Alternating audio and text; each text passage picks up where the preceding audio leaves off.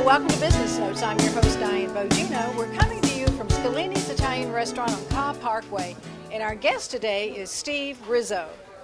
After being told by a guidance counselor that he didn't have the intelligence for college and having been saddled with the dubious high school honor of least likely to succeed, Steve didn't give himself much of a chance to emerge as anything special, much less a world-class comedian or motivational speaker. Years of negativity had led Steve to believe that dreams were the luxury of only a fortunate few. Perhaps the most unexpected aspect of Steve's career was the stellar degree of success he achieved as a performer, sharing the stage with Jerry Seinfeld, Rodney Dangerfield, Eddie Murphy, and Ellen DeGeneres. As Steve's friend and fellow comic Drew Carey says, he used to be a stand-up comic, but now he's a speaker who's inspiring people all over the world. Steve is also the best-selling author of the Writer's Digest award-winning book, Becoming a Humor Being, and special appearances include the Showtime special, Evening at the Improv, the Comedy Channel, and Fox TV comic strip Live. I'm impressed. So am I. Well, welcome, Steve. Thank you for being with us. Thank you for having me. How did you get started in this crazy business? Well, towards the end of my comedy career, I started losing the passion of stand-up. I didn't like what I was becoming. I didn't like the audiences I loved. I loved making people laugh, but I noticed I was changing. Something in me wanted to do something else, and I didn't know what that something else was, and I was starting to go through some emotional changes, spiritual changes, and started reading a lot of self-help books. And I started going to a lot of seminars. And as the years went on, this stuff started just becoming a part of who I was, and I was at a Tony Robbins seminar. I'll never forget this. And I was just writing down the notes, and I went to put my pen down, and some force took over me, and this is really the way it was, and I started writing, "You could do this, you should do this, you will do this." And I wrote back, "That's it, this is what I'm going to do." And that's when I knew that I was going to make the choice and became a speaker. Wow. So tell us, what do you speak on? I speak to groups on how to be happy and successful regardless of what their circumstances are. Okay. And so what type of audiences do you typically speak to? All kinds. Business? Business, sales groups, insurance groups, healthcare groups, government groups, education groups, because my message is a universal message. Okay. I show them how to acquire this attitude they need to succeed on all levels of life while enjoying the process, and everyone needs to hear that. I agree. So has your 18 years in comedy helped you as a speaker? Absolutely. Oh, yeah. How is that? And you know, it's funny, too, because when I got into the speaking business, I knew nothing about it. And there I was thinking I was going to be light years behind everyone. I mean, there I was at the pinnacle of my comedy career, and things started happening, and I leave to do something I know nothing about, but my heart said, do it. But that fear of, you're going to start all over again. But I realized as I started speaking that I had total command of the audience from the 18 years of doing stand-up, especially in doing New York City, Brooklyn, New York. If you could play those rooms, you can handle any crowd in the world. And I realized that it was that way I captivated the audience right away that I figured, you know what, this isn't going to be as difficult as I thought it was.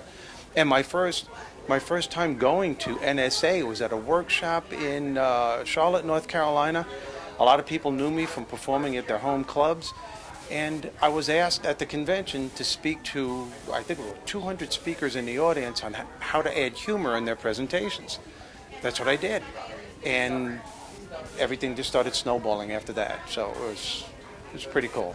Great. As a matter of fact, even now today, no matter what group I speak to, I do nothing, my first 5 or 10 minutes, I do nothing but make them laugh. And by doing that, there's a whole psychology involved. I see the audience relax, their shoulders are loose. They like me because you always like someone that's laughing, that makes you laugh. And then I hit them with the message, and they don't even know they're learning. They're having fun while they're learning.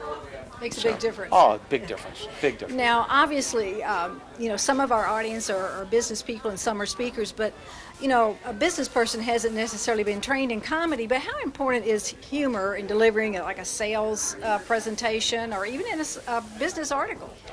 I think it is important. I don't think it's as important to be able to tell a joke as it is to be able to lighten up and see the humor in things around you. I think that's what's really important, and that's mostly what I do when I speak to people. You know, because people will say to me, "Well, you know, it's easy for you because you're a comedian." I'm saying, yeah, but this is not what I'm asking you. It's not important for you to be funny. It's really important for you to see the funny, to take yourself lightly, not to get caught up in yourself. And one of the things that could help you do that is your sense of humor. And if you could let that, I believe everyone, even the camera guy, has what I call a humor being within them. And your humor being is of your higher self, you know. It's the part of you that brings out the best in you when times get tough. And what your humor being can give you more than anything else is emotional stability. And I believe today, especially in the past 10 years in this country, people are losing sight of that. We are becoming so serious and so politically correct that we're stifling our laughter genes and our humor genes. We don't know that, you know, some of the things that we do to ourselves, that we can step back from it and look at it from a humorous perspective. We take things way too seriously. And that's what I try to let people know, to lighten up. And if you do, you'll succeed on all levels. Good. So now, exactly why did you leave comedy? I really didn't like what I was becoming. Partying too much, the business itself. I didn't like show business. As I said, I loved the audience, and that's what was tough. And I'm not boasting, but I was great at what I did. And to make it even more difficult, everyone kept saying, my peers, you're going to be next. You're the one that's getting the sitcom. And at that time, I was auditioning for that stuff. I had movie stuff, and a lot of great stuff was happening. And it was when I came home one evening, and my roommate was Drew Carey, and he had said to me, "How did your audition go?" And I said, "It went great." And he said, "Where do you want to go for dinner?" And something just came out of me, and I said, "You do what you want. I'm going back home to New York. I can't do this anymore." And we had this argument, and I remember him saying to me, this was like a wake-up call, he said to me, he goes, "You can't leave now. You're so close." And I went, "Close? To what? To something I don't want anymore? If you don't want it, you're not close. You're moving further away." So he said to me, "You're not going to do that speaking garbage, are you?" And I said, "Yeah, whatever it takes, whatever it takes." And I did. I notified my manager and my agent, my publicist. They thought, my manager begged me to see a psychiatrist. He really thought, and at the time I said, "I am. He's not helping, apparently." And I just did it. The only one that got it was my wife. When I called her up, I was living in my apartment in L.A., and she was in our home in Long Island, and I said, "I'm coming home." And she knew exactly what I was saying. I had no idea how to get into the business, but all these serendipitous things started coming my way. I mean, I could do a book on it. Maybe you should. Maybe I should. I just realized it. Maybe I should, yeah. So, can you tell me, what is your biggest asset as a speaker? My sense of humor. My sense of humor. I heard someone say, and I don't know where I heard this, today we live in the United States of entertainment. And I believe that as a speaker, if you don't have some kind of engaging, entertaining way to captivate an audience, you run a risk of losing their attention. Today, and I think you'll agree, everyone, the audience, they're twittering and tweeting and text messaging, and they have their computers and cell phones. It used to be a couple of years ago, a cell phone would go off and a person would be embarrassed and they'd quick turn it off. Now, they answer it in the middle of the speech. I mean, it's just, so, you know, if you don't have that entertaining value, you run the risk of losing the attention. And plus, you know, psychologists are saying today the attention span of the average audience today is like 20 minutes out of an hour. That long? Yeah, I know. Maybe. Yeah, I know. That's what I'm saying. So, and plus, I learned when I used to teach. I taught English in middle school. There's a challenge, and my sense of humor there was my greatest tool. My greatest tool. And my classes, for the most part, did extremely well in the midterms and in the finals because they were having fun while they're learning. One of the things that I get from my audiences, and I love this, because there's a big message with what I do. Their first response to me after the program is, "My God, you're so funny. You are so funny." A couple of days later, I get these emails. I get Facebook messages and LinkedIn. "You you just turned my life around, or